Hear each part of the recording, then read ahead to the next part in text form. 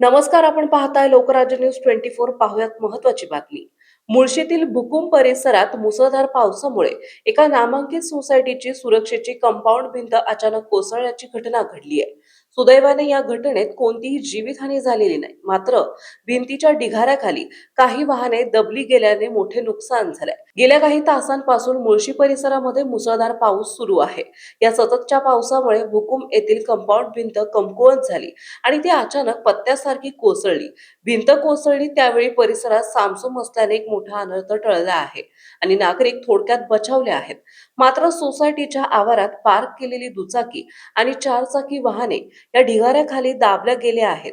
घटना घडता सोसायटीतील नागरिकांनी आणि स्थानिक प्रशासनाने तातडीने घटनास्थळी धाव घेतली. सध्या ढिगारा हटवण्याचे काम सुरू असून पावसाचा जोर कायम असल्यामुळे नागरिकांना सतर्कतेचा इशारा देण्यात आलाय.